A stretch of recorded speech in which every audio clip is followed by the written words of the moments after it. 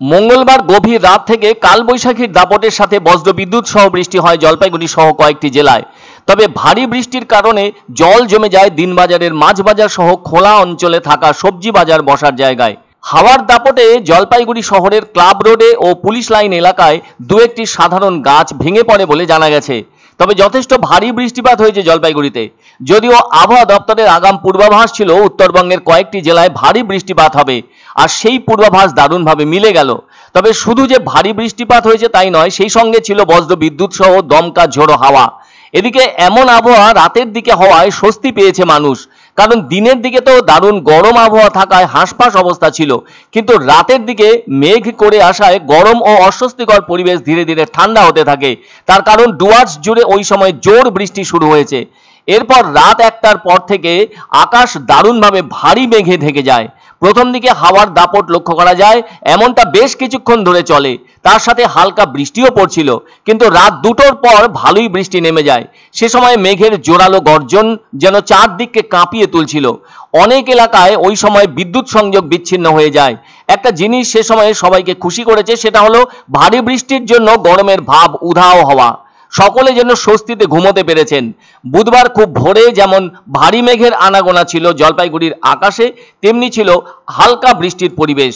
তবে দমকা ঝোড়ো হাওয়ার দাপটও ছিল। চারদিকটা যেন শান্ত ভাব বিরাজ করছিল। হালকা ঠান্ডার পরিবেশও লক্ষিত হচ্ছিল। এত বৃষ্টিতে সমস্ত গাছের পাতা ধুয়ে পরিষ্কার হয়ে যাওয়ায় প্রাকৃতিক পরিবেশে সবুজের চকচকা চেহারাও পরিলক্ষিত হয়। তারপর ভোর 5:30টার পর থেকে ভারী মেঘের স্তরগুলো পাতলা হতে থাকে। সেই মেঘের ঘন অবস্থা সরে যেতেও দীর্ঘ সময় লাগে। বেলা 7:30টা নাগাদ মেঘের রং সাদা হয়ে আসে, আর মাঝে মাঝে সেই সাদা ছেঁড়া মেঘের ফাঁক থেকে সূর্যের মুখ দেখা যেতে থাকে। তবে সূর্যের তাপের সেই জোর ছিল না। আর বেলা বাড়লেও যেমন বৃষ্টি হয়নি, তেমনি মেঘের ভারী ভাব রাতের মতো কঠিনও থাকেনি। কিন্তু বেলা বাড়লেও সূর্যের প্রকাশ সেভাবে প্রত্যক্ষ করা যায়নি। উত্তর দিনাজপুর ও কোচবিহার জেলাতেও একই আবহাওয়া বিরাজ করছে। ওদিকে গত রাতের বৃষ্টিতে জলপাইগুড়ির দিনবাজারে বেশ কিছু এলাকা জল জমতে দেখা যায়, যার মধ্যে দিনবাজার চাউলপট্টি এলাকা এবং মাছবাজার এলাকায়। 4 নম্বর ওয়ার্ডের কাউন্সিলর সরিতা সাহা বলেন, বাজার উন্নয়নে রাস্তার কাজ চলছে, তাই কিছু অসুবিধে হচ্ছে। আশা করছেন দ্রুত সমাধান হয়ে যাবে। এদিকে গত রাতে জলপাইগুড়ি শহর এলাকায় বৃষ্টি হয়েছে 40 মিলিমিটার এবং ডেঙ্গুয়াঝাড় এলাকায় বৃষ্টি হয়েছে 41 মিলিমিটার, আর সিকিমের মঙ্গনে বৃষ্টি হয়েছে 117 মিলিমিটার। অন্যদিকে বুধবার সকাল 9টার পর থেকে বিকেল পর্যন্ত সময়ে কোচবিহার ও জলপাইগুড়ি জেলার কিছু অংশে মাঝারি বৃষ্টিপাত হওয়ার কথা। বাতাসের গতি থাকতে পারে প্রতি ঘন্টায় 30 থেকে 40 কিলোমিটার। এছাড়াও এদিন বিকেল পর্যন্ত কোচবিহার ও ঝাড়গ্রাম জেলার কিছু অংশে বজ্রপাত সহ হালকা বৃষ্টির সম্ভাবনা আছে। বাতাসের গতি থাকতে পারে প্রতি ঘন্টায় 30 থেকে 40 কিলোমিটার।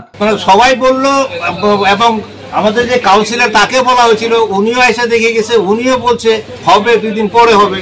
এখন সবে তো মাত্র শুরু বৃষ্টি, এরপরে বেশি বৃষ্টি হলে কি অবস্থা হবে?